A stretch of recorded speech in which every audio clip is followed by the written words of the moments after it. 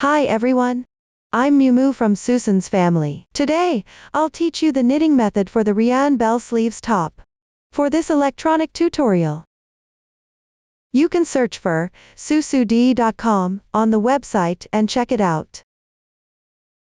This garment comes in multiple sizes, all divided into front and back pieces.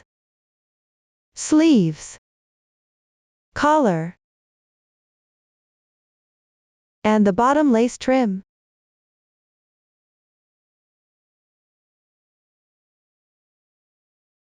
Let's start with the front piece. Use the long tail cast on method with your right hand. Knit back and forth at first. Form the neck opening by decreasing stitches in the middle towards the end. Work short rows on both sides to create the sloping shoulder. Finally, hold on stitches at the shoulders. Now let's take a look at the chart. Here I'll use the chart of any size as an example. The final chart should match the actual project you have. One square on the chart represents one stitch, corresponding to one loop while knitting. Blank squares indicate knit stitches. A horizontal line indicates purl stitches. SKPO. While actually knitting, it's done over 2 loops. After completion, it becomes one loop. Here it's represented by one square.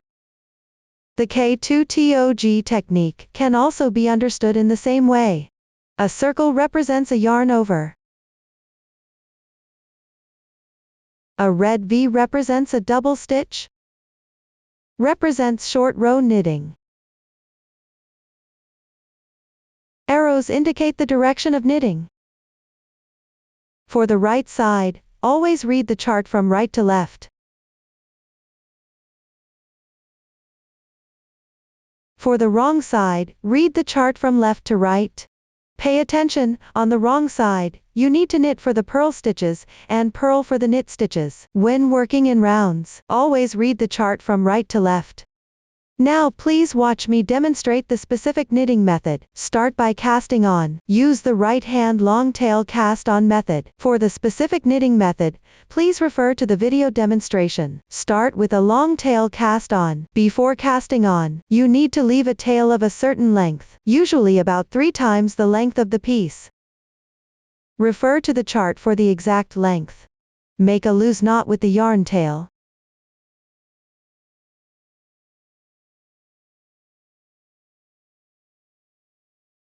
Pick up a straight needle with your left hand, or one end of a circular needle, and insert it into the loop. Slightly tighten it. This is the first stitch. Hold the 2 strands of yarn with your right hand. Insert your thumb and index finger between these 2 strands. Pay attention. The strand connected to the yarn ball should be on your index finger. The long yarn tail should be on your thumb. Straighten the yarn. Insert the needle upwards through the loop on your thumb.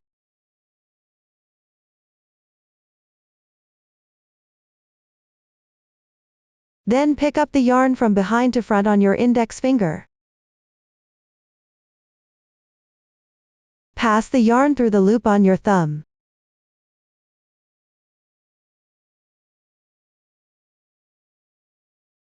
Release the yarn from your thumb. Slightly tighten it. This is the second stitch. Now start the third stitch. Straighten the yarn. Insert the needle upwards through the loop on your thumb. Then pick up the yarn from behind to front on your index finger. Pass the yarn through the loop on your thumb. Release the yarn from your thumb. Slightly tighten it. The third stitch is now complete. Continue to make the fourth stitch. First, insert the needle into the loop on your thumb. Then pick up the yarn on your index finger and pass it through the loop on your thumb. Release the yarn from your thumb. Slightly tighten it. The fourth stitch is now complete. Pay attention. The yarn connecting to the skein should always be on your index finger. The reserved yarn should be on your thumb. Don't mix them up. Follow this method. Continue casting on.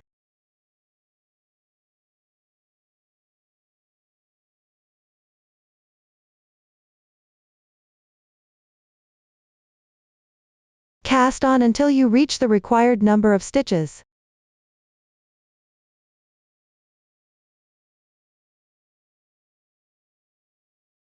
This is the long tail cast on method.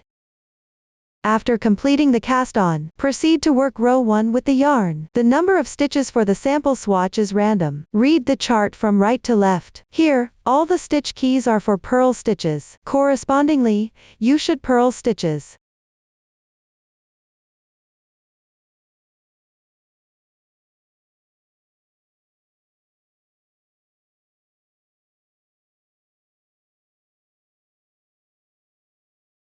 You can see that a tile-like texture forms below.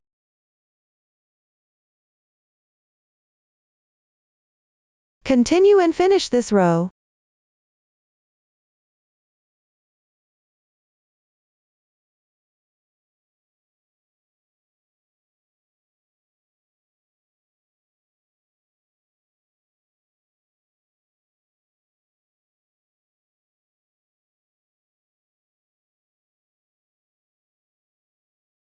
Row 1 is done. Now proceed to row 2. Read the chart from left to right. Here, the stitch key is for a knit stitch. On the wrong side, you need to purl for the knit stitches. All stitches are worked as purl stitches.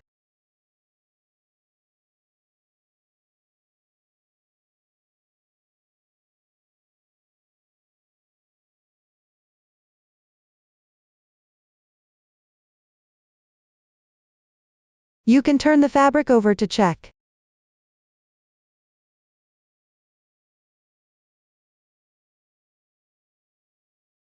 It's a braid-like texture of knit stitches. This matches up with the chart. Continue and finish this row.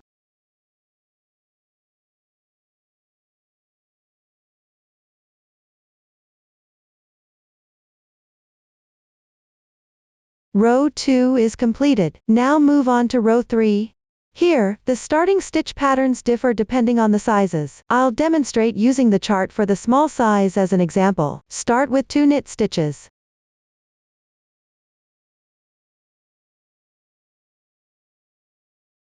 Next is 1 yarn over. Bring the yarn from front to back and place it on the right needle. Yarn over is done. Continue with 2 knit stitches. 1 skp, stitch. First, slip 1 stitch knitwise from the left needle without knitting it. Knit 1 stitch from the left loop. Then slip the unknitted stitch again. SKP, is completed. This will be referred to as SKP, from now on. You can notice that the right loop is on top. Continue with 3 knit stitches.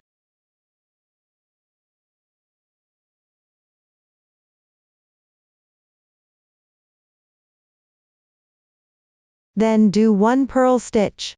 Pay attention to bring the yarn to the front. 1 skp, stitch.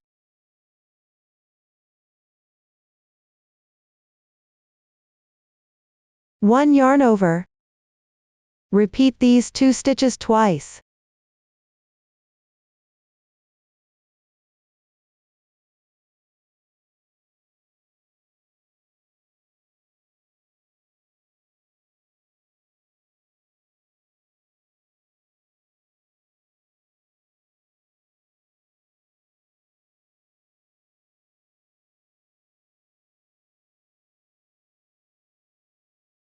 Then 1 knit stitch.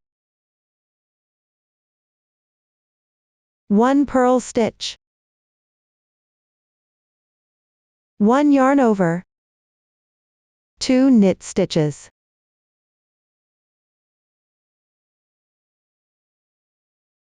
One skp, stitch.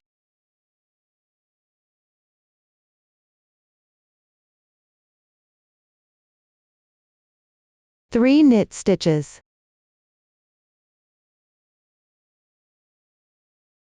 1 purl stitch.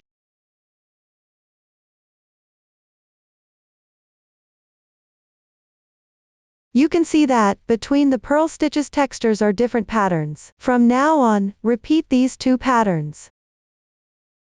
Refer to the chart and finish this row.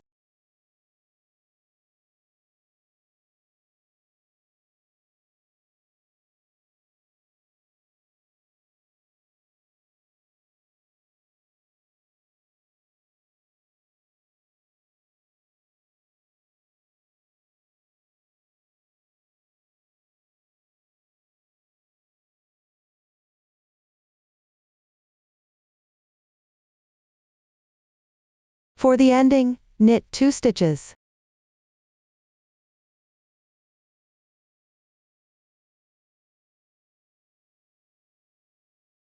The ending patterns differ depending on the sizes. Everyone, pay attention to following the chart while knitting. This way, the 3rd row is completed. Continue with the 4th row. Turn the work. First, work into each stitch for the purl stitches.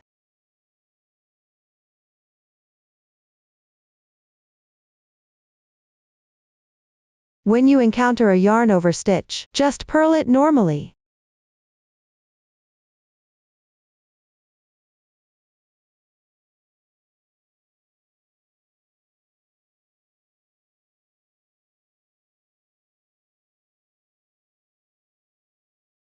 When you come across knit textures, which are the purl stitches between patterns, correspondingly knit the stitches. You can also knit by referring to the texture. Purl textures should be worked as purl stitches.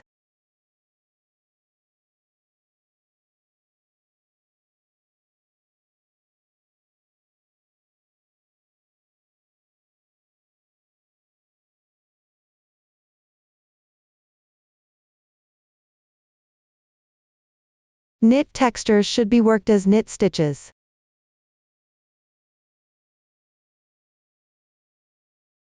After finishing this row,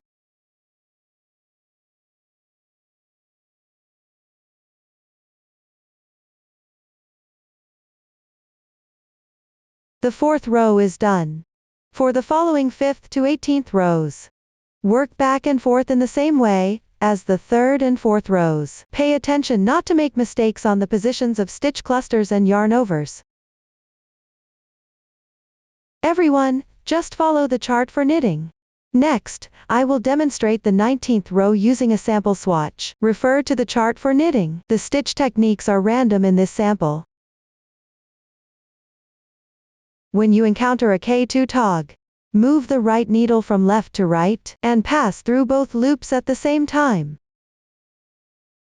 Work 1 knit stitch. That's how you finish the K2 tog. We'll call it K2 tog later on. You can see that the left loop is on the top. Continue knitting.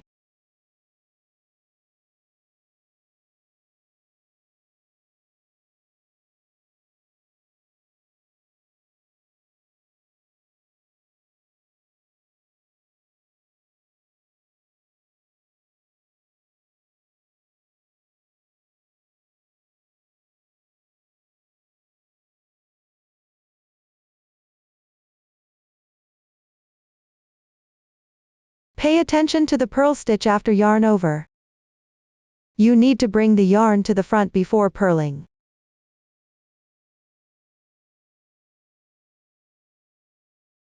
Follow the chart and finish this row.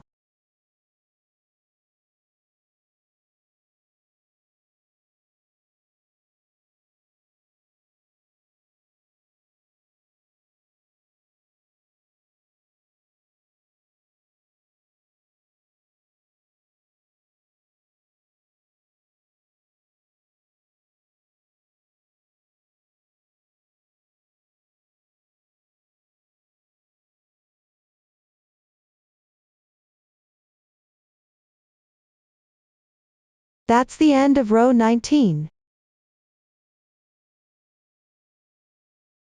For the remaining rows of the front piece, refer to the chart to knit the patterns.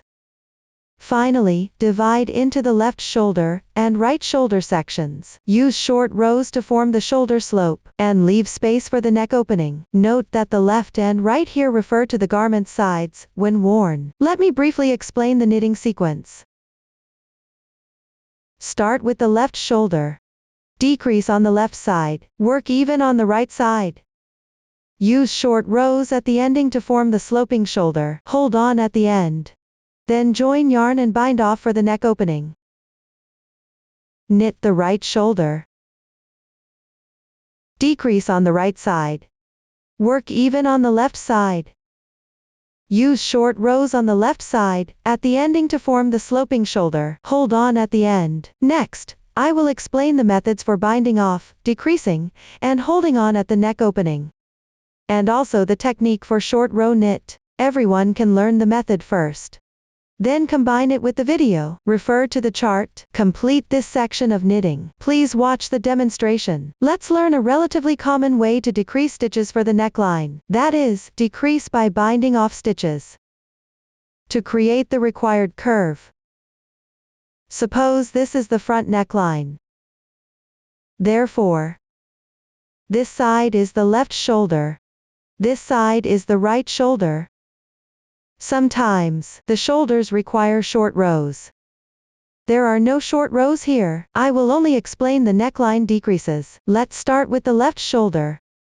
This chart has fewer stitches. The focus is on explaining the method. First, knit the first row of the neckline. That is, start with 13 knit stitches.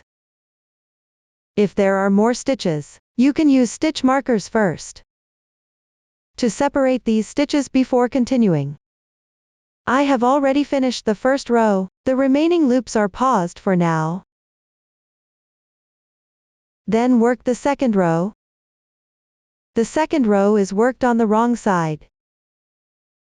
You will notice that this row starts with binding off 3 stitches in a row. If there are more consecutive stitches to bind off, we can separate them with a stitch marker first.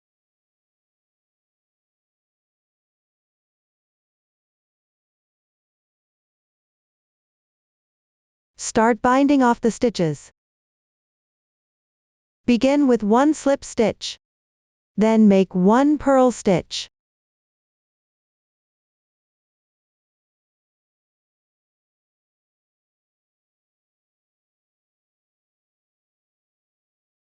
Next, place the previous stitch over the following stitch.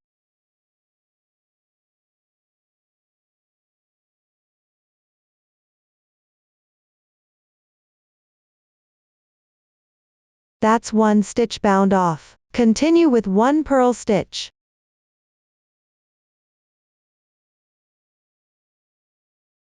Then bind off another stitch.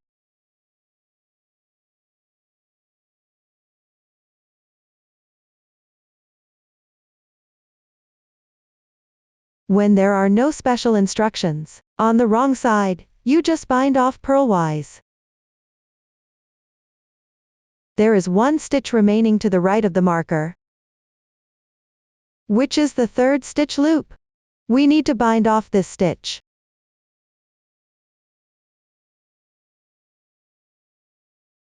Therefore, you need to knit 1 more stitch and then bind it off. The next stitch is the one adjacent to the last bind off stitch key. Here, we just purl this stitch. Pay attention, as stitch techniques may vary depending on the pattern. You need to refer to the chart for this stitch.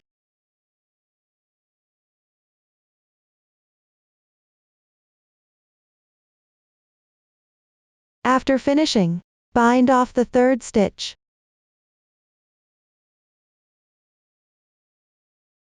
This way, the 3 stitches in the chart are bound off. Continue following the chart for knitting.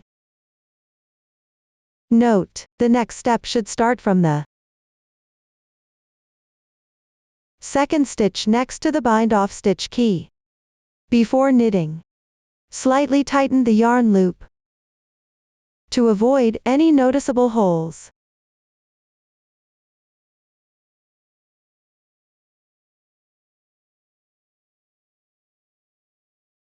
There's no special pattern here, so we purl all stitches.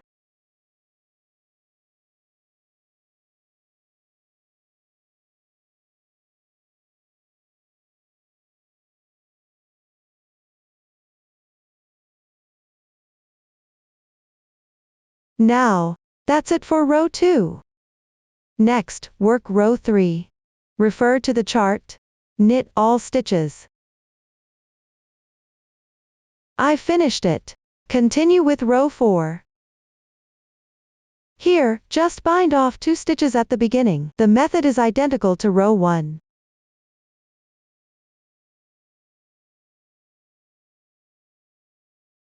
First, slip 1 stitch. Then purl 1 stitch. Bind off 1 stitch.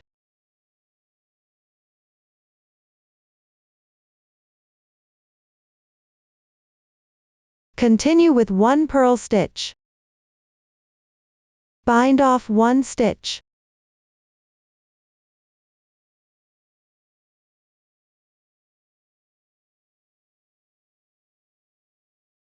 Slightly tighten the loop. Then work all stitches as purl, and finish row 5 as well.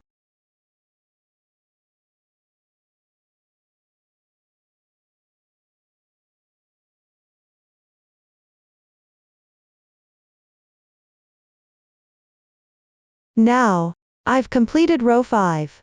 Move on to row 6.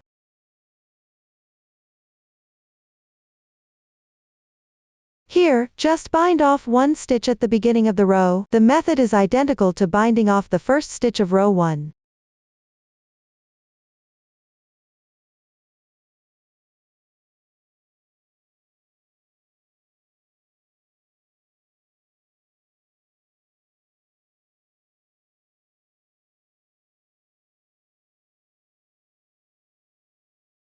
After it's done, work all stitches as purl.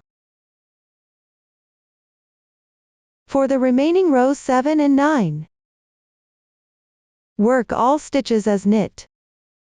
Row 8 is the same as row 6. Bind off 1 stitch at the beginning. Row 10 doesn't require binding off. Work normally with purl stitches. Now, I've already finished these 10 rows. In the end, there should be 6 stitches left. Here it's marked as "Lot on" the stitches. This means we need to temporarily secure these loops. We can use a scrap yarn to hold them temporarily.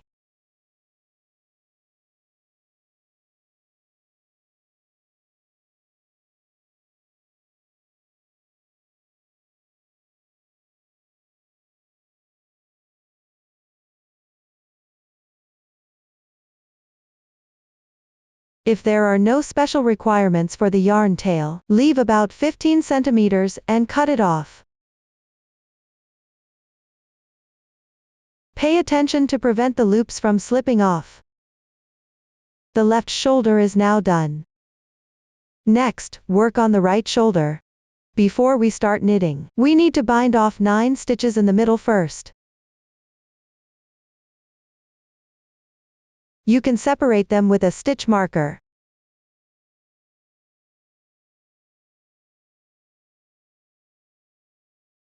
Pick up the new yarn and make a slip knit with it. Slightly tighten the loop.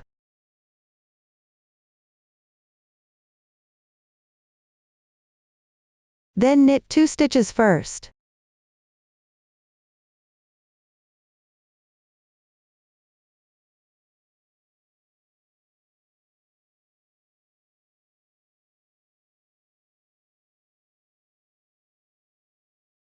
Then, bind off 1 stitch. Knit 1 more stitch.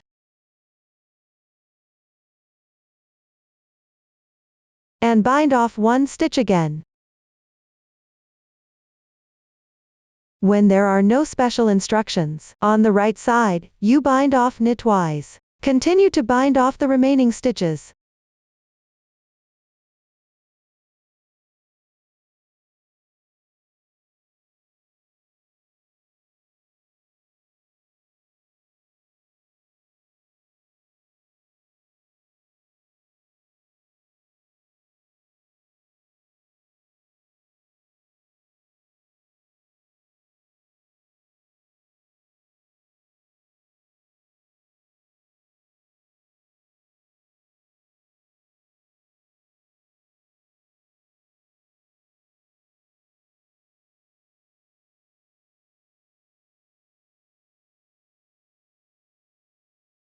Also, pay attention when binding off the last loop.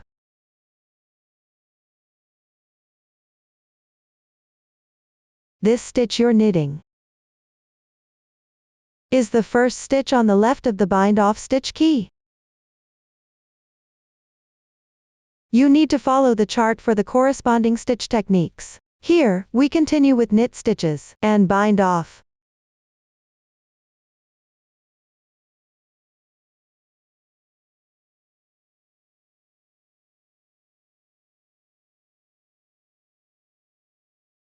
After completing, start from the second stitch and finish this row. Then, on the wrong side, purl the entire second row. Now I've already finished the second row. Continue with the third row. At the beginning, bind off 3 stitches in a row.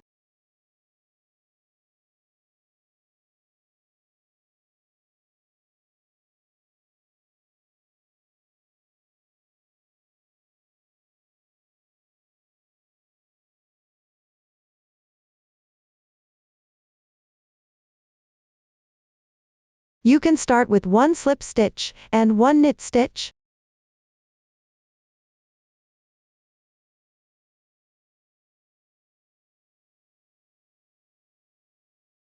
Bind off 1 stitch.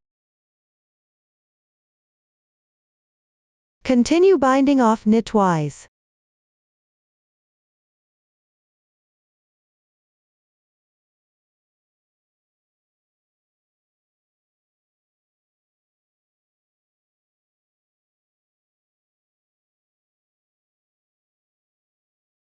Now, 3 stitches have been bound off. Continue to finish the third row and complete the fourth row. Now I've already finished the fourth row. At the beginning of the fifth row, bind off 2 stitches. The method of binding off is the same as the first 2 stitches of the third row.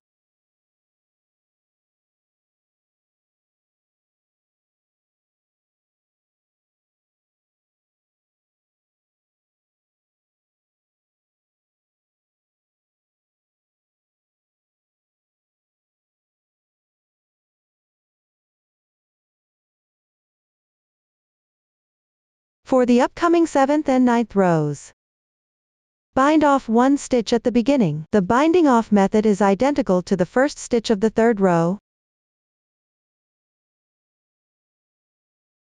I will continue to finish the remaining part of the right shoulder.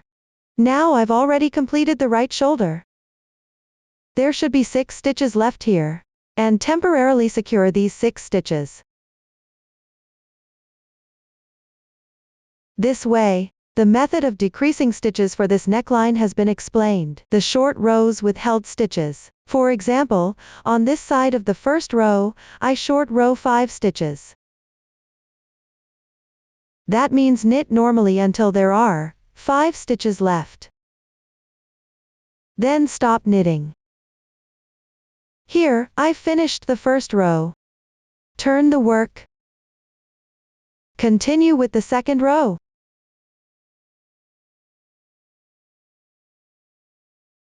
Start the second row with a double stitch.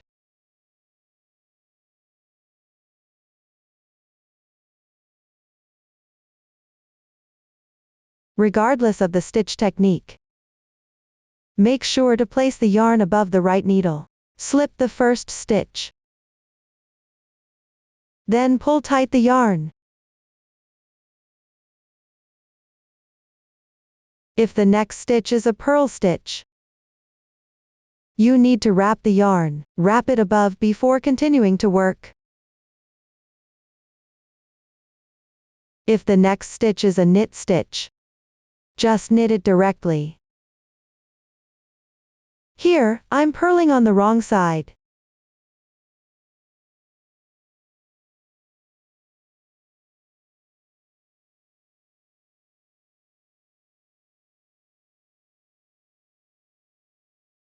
You can see that in the second row, there are 5 stitches short row on this side. That means stop working when there are 5 stitches left at the end.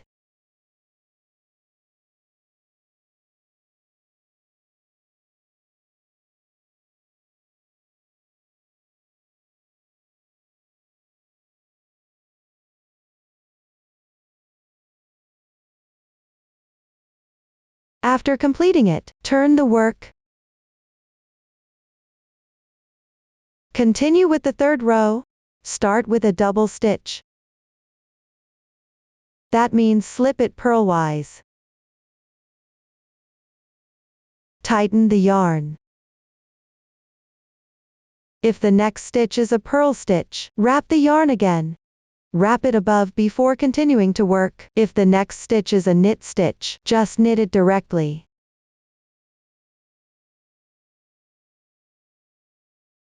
Here, I'm working a knit stitch. Sometimes the number of stitches for each short row section is identical. Other times, it varies due to patterns or other reasons. The number of short rows can differ. You need to follow the chart instructions specifically while knitting. You may notice, at the ending of the third row, there are 3 short row stitches.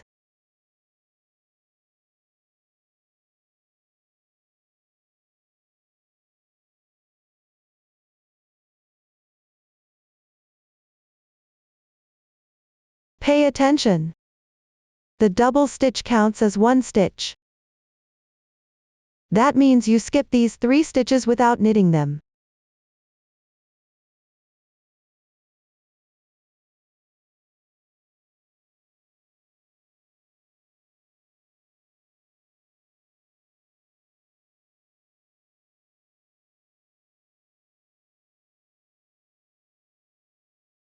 Now, the third row is now completed. For the fourth row, you also need to do a short row of 3 stitches at the ending. Likewise, count the double stitch as 1 stitch.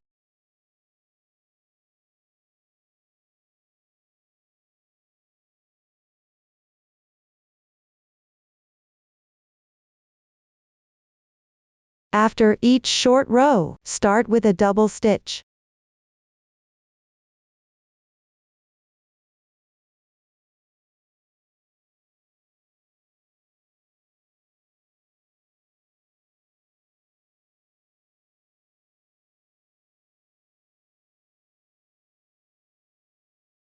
Now, the fourth row is finished.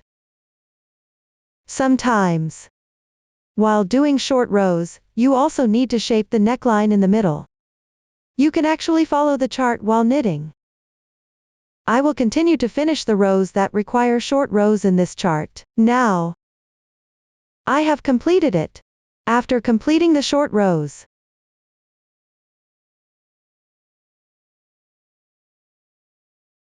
it matches the third row from the bottom of the chart.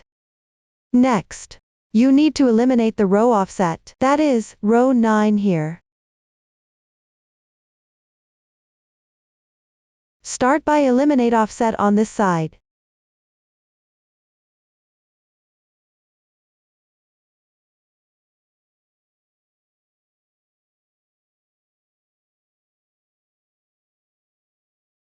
I will just knit all stitches here.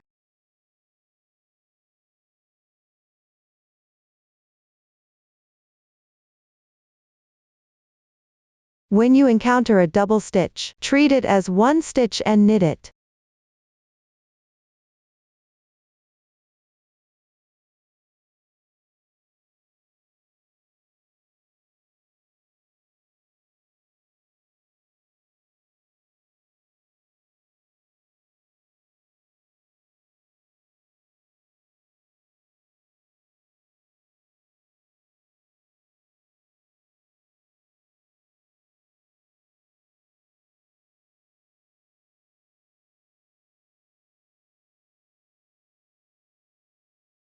This side of the eliminating the row offset is now complete. The last row needs to eliminating the row offset on this side. Here, I will purl all stitches on the wrong side.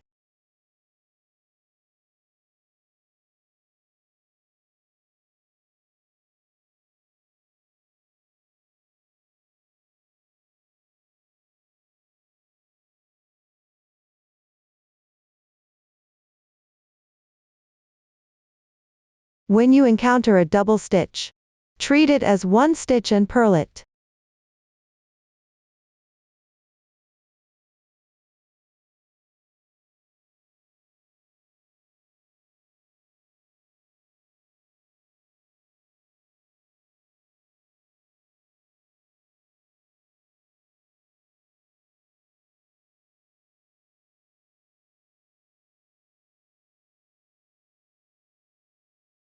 This is the short row knitting with held stitches. Up to this point, the knitting of the front piece has been explained. Next, let's learn how to knit the back piece. The method is similar to that of the front piece. Everyone can refer to the chart and complete it. The shoulders are divided into left and right shoulders as well. Before binding off for neck opening, start with a short row on the right side. On the next row, begin the short row knitting on the left side. When you reach the neck opening bind off section, start by knitting the right shoulder. When knitting, decrease stitches at the collar position. Continue with short rows on the right side. After completion, join and bind off with the right shoulder of the front piece. Then bind off at the neck opening position. Next, knit the left shoulder. Similarly, decrease stitches at the edge of the collar. Continue with short row knitting on the left side. Finally, join and bind off with the left shoulder of the front piece. The method for short row knitting and binding off at the collar is similar to the corresponding position on the front piece. The method for joining and binding off at the shoulders can be referenced in the video demonstration, then refer to the chart to complete it. Please watch the demonstration. The first method is stitch-to-stitch joining. This occurs when all are in the loop state. It's a commonly used joining method, which joins fabric pieces by merging and binding off stitches. This is typically used for attaching the shoulders of the front and back pieces. Both fabric pieces are in the loop state. We will consider the stockinette stitch side as the right side. Joining and binding off usually takes place on the wrong side of the fabric. That means you need to place the two pieces right sides facing each other. Typically, one of the pieces is not broken from the yarn. Regardless of which piece this yarn is attached to, place the side with the yarn tail on the right. When joining and binding off, it generally involves binding off knitwise.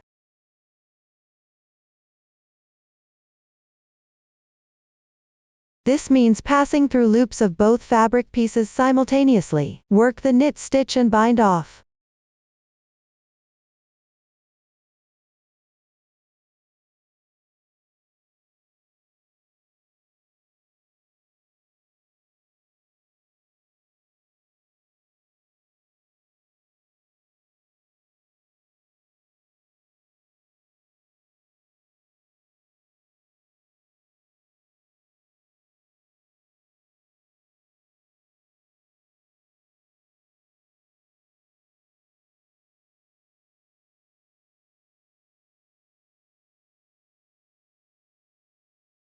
The stitch count of the two pieces is usually identical. Simply work into each stitch in sequence and bind off. If one piece has more stitches, you'll need to decrease while binding off on the side with more stitches. Let's say this piece has more stitches. You can draw through two loops together. Continue with the fabric piece behind by inserting into one loop. Work the knit stitch to bind off.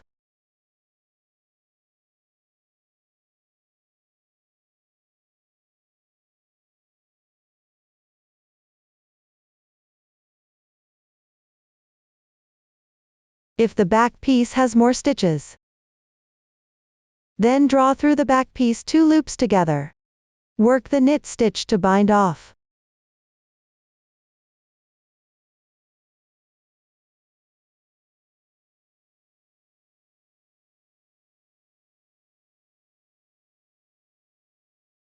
In my case, the stitch count of these two pieces is the same. Continue binding them off.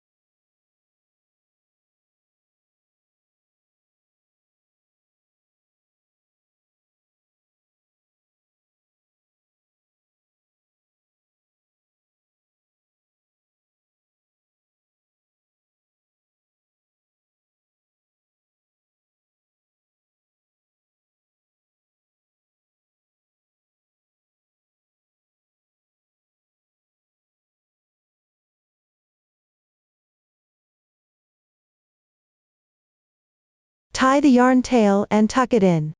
This is the result after merging and binding off. Up to this point, the explanation of the back piece is complete, and it has been joined to the front piece at the shoulders. Next, we'll learn how to make the sleeves. Refer to the schematic diagram. Mark the armhole positions on the sides of the front and back pieces. Then sew the edges below them together.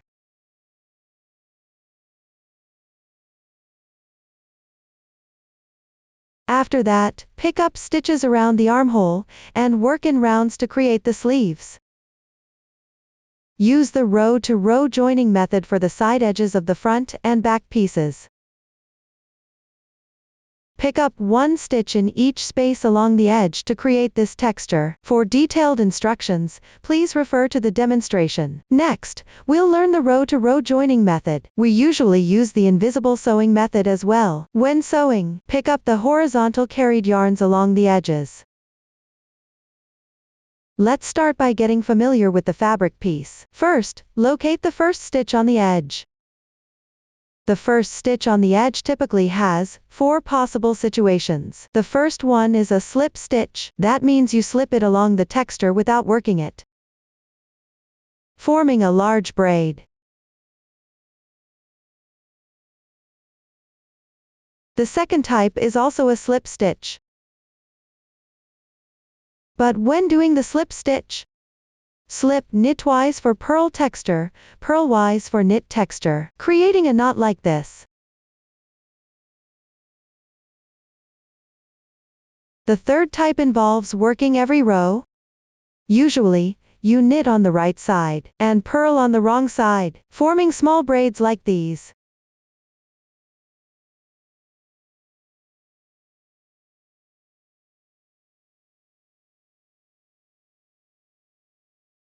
The fourth type also involves working every row, but you typically knit on both the right and wrong sides, creating a garter stitch pattern. To the left of the first stitch is the second stitch. For example, in this fabric piece, when viewed from this side, the second stitch shows a knit texture. When looking from the other side, the second stitch appears as a purl texture.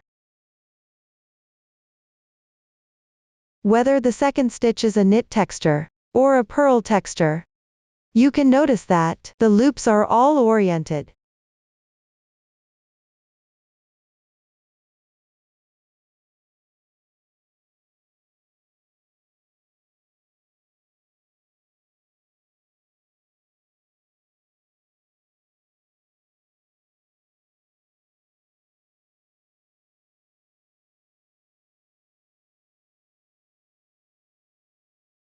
These upside-down loops, with horizontal bars below them, represent the horizontal carried yarn between stitches.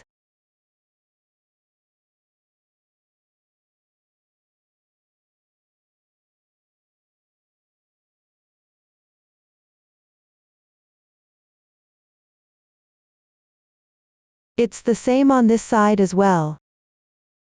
This is the upside-down loop. This strand is the horizontal carried yarn between two stitches.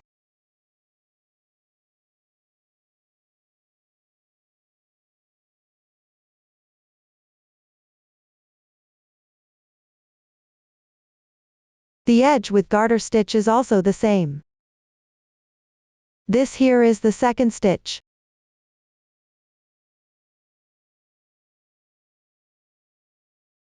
This whole column is the second stitch. Properly oriented loops. Between these two stitches, there are upside down loops, and this line right here, it's the horizontal carried yarn between two stitches.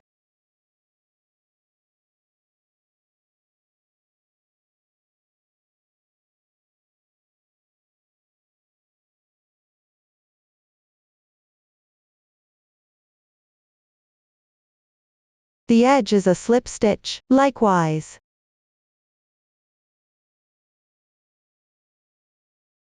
Between these two stitches, there are individual horizontal carried yarns as well.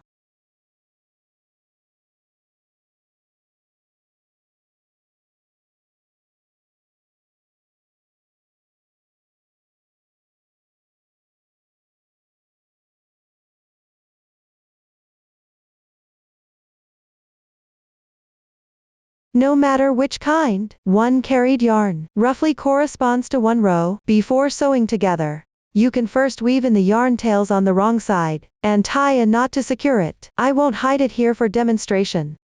For invisible sewing, you alternate between the two pieces, picking up the horizontal carried yarns along the edges of two stitches to sew them together. Pick 1 to 2 strands each time. Note that, if the row counts of the two pieces match, you can sew them together correspondingly. This means picking up an identical amount of strands each time.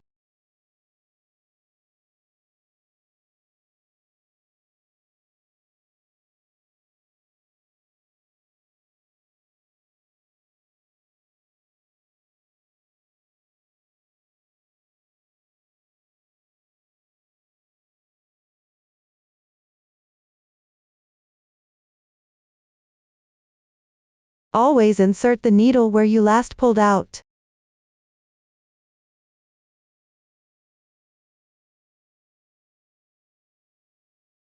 To pick up the horizontal carried yarn. Here, I'm picking up 1 strand each time.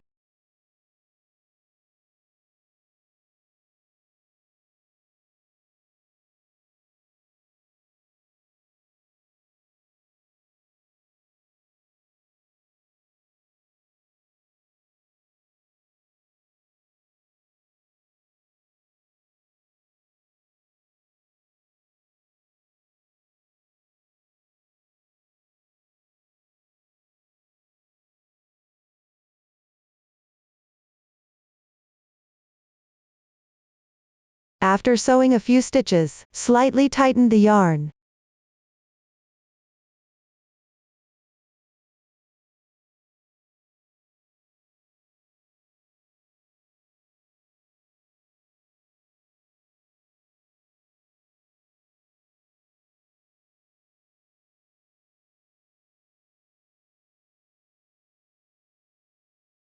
If the two pieces have different row counts, but you want to sew them together evenly, you can pick up more strands on the side with more rows, as appropriate. For example, overall, you pick up 1 strand each time. On the side with more rows, you can pick up 2 strands at appropriate positions instead.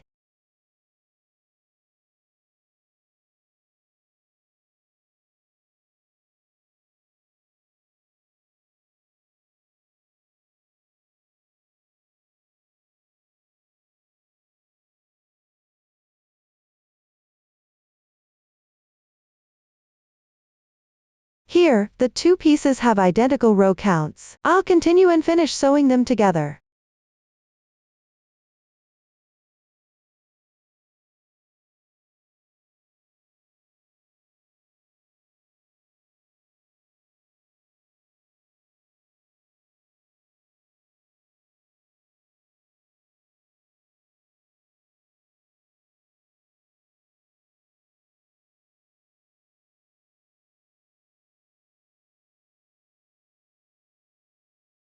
This is the method for seamless sewing of row to row.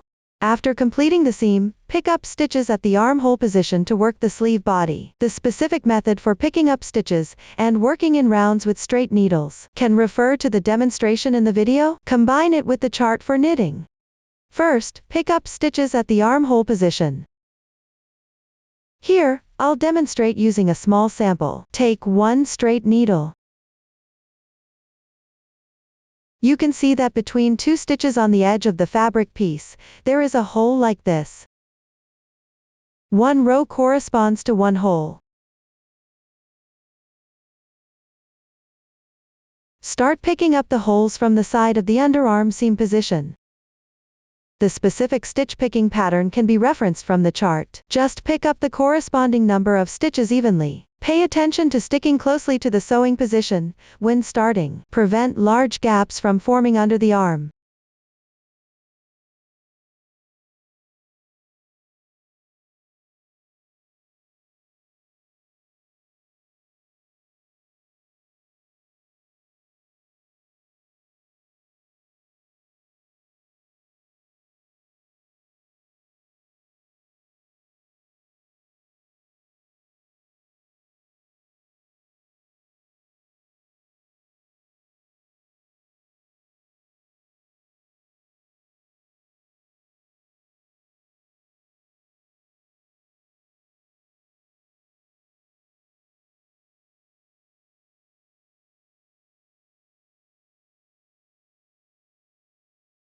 After picking up about 1/3 of the stitches, take the second straight needle to continue picking up stitches.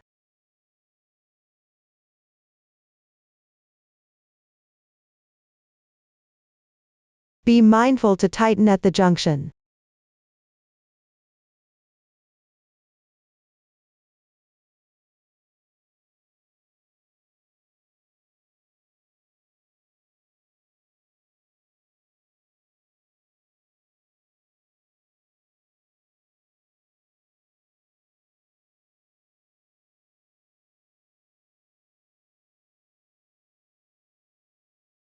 After completing, place a stitch marker below the third straight needle to mark the position.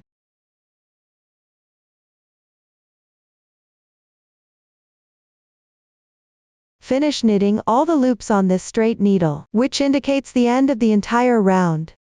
The beginning and ending stitches are located on either side of the underarm position.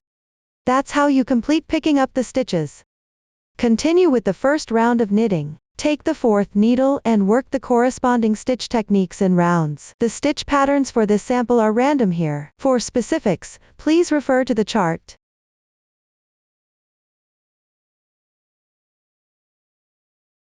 At the boundary where the two straight needles meet, make sure to tighten the first stitch as much as possible. This prevents large gaps from forming in the fabric.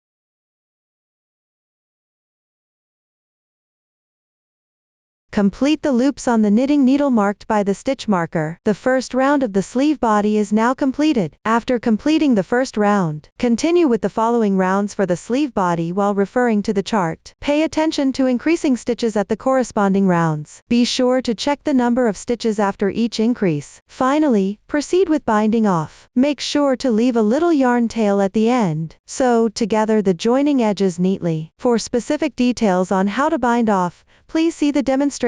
Bind off knitwise. Usually, this is done after completing the stockinette stitch. You can use this method on the right side. In this situation, when binding off, start by knitting 2 stitches.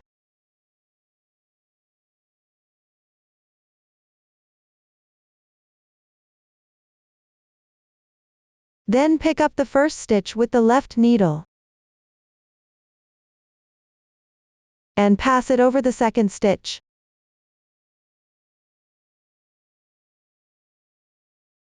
That's how you bind off 1 stitch. Continue by knitting 1 more stitch.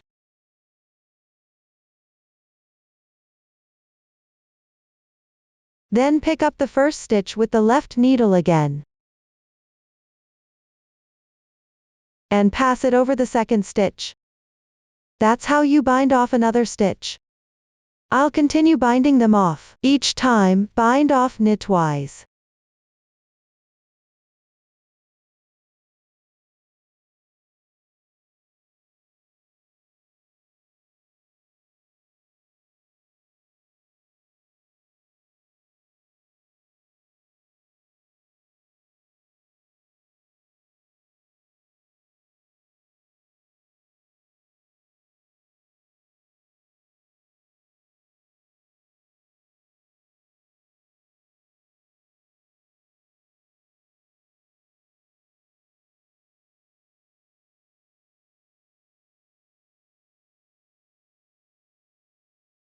Now there's only one loop left.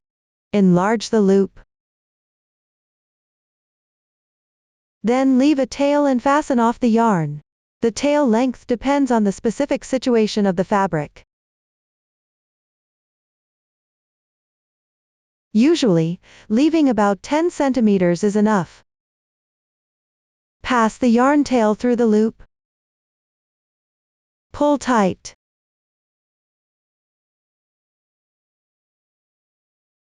This is the method for binding off knitwise.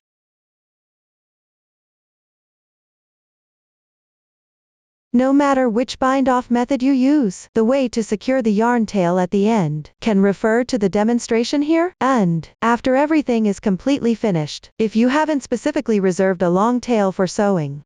These short tails can be woven in on the wrong side following the fabric's texture, securing them neatly.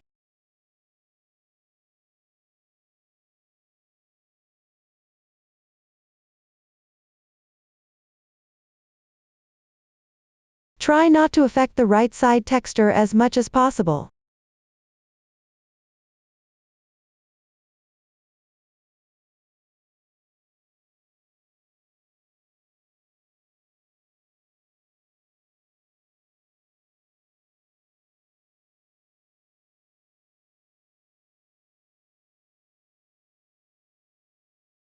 When weaving in the ends, you can weave in the entire tail.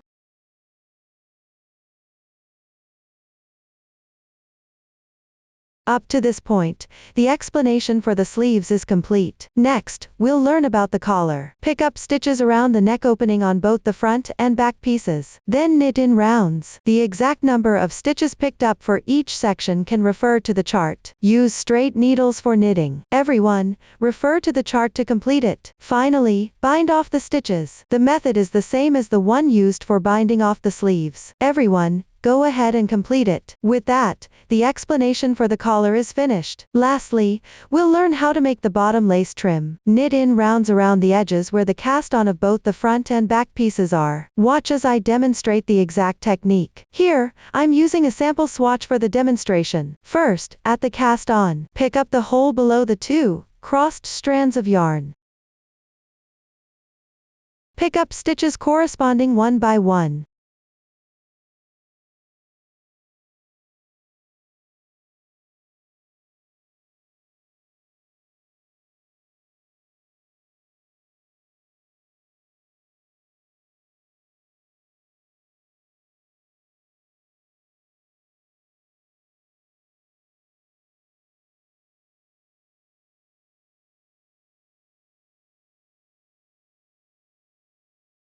Pay attention to not leaving any noticeable gaps when sewing.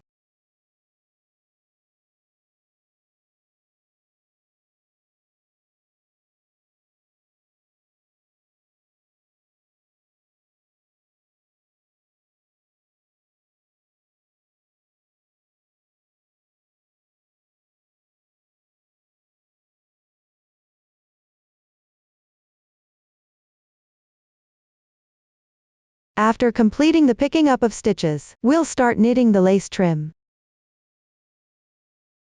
First, bring the yarn to the front. Slip the left loop from right to left. Then, let the yarn fall down. Continue slipping one stitch on the left from right to left. Bring the yarn to the front again. Then use the left needle to slip the 2 stitches on the right.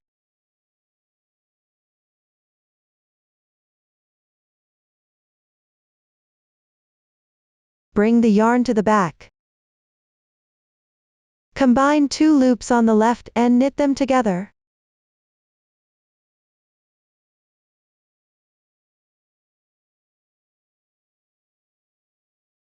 Continue slipping the loop on the left. Place the yarn in front. Then slip the 2 stitches on the right.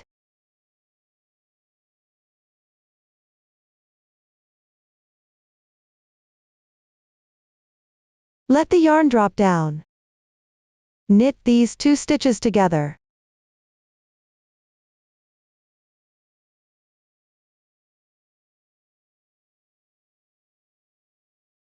Repeat this step.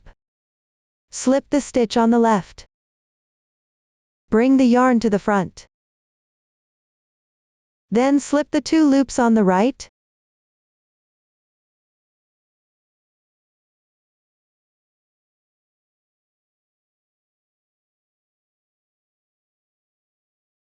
Let the yarn drop down. Knit them together.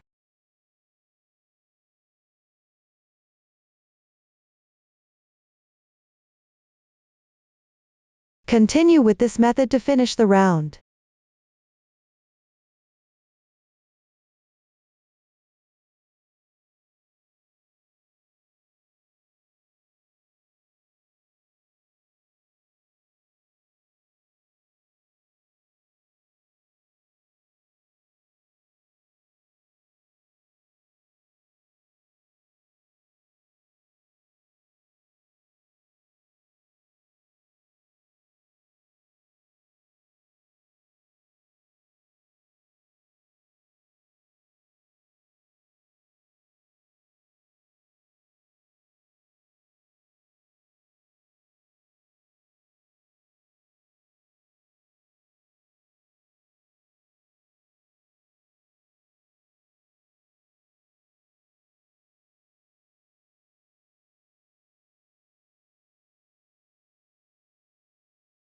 There will be 1 loop left at the end. Leave a 15 cm tail and cut the yarn.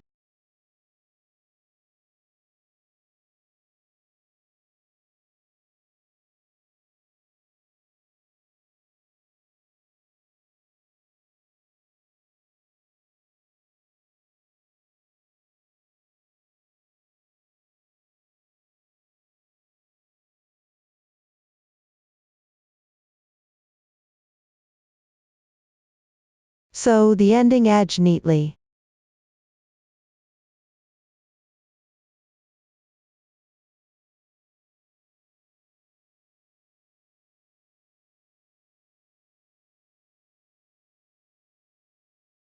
Then weave in the ends. That's how you knit the lace trim. Up to this point, the entire garment has been explained. If you have any questions during the process, don't hesitate to reach us via our website. Susan's Family, supporting your handwork experience, sharing the joy of life. Thank you all for watching. See you in the next episode.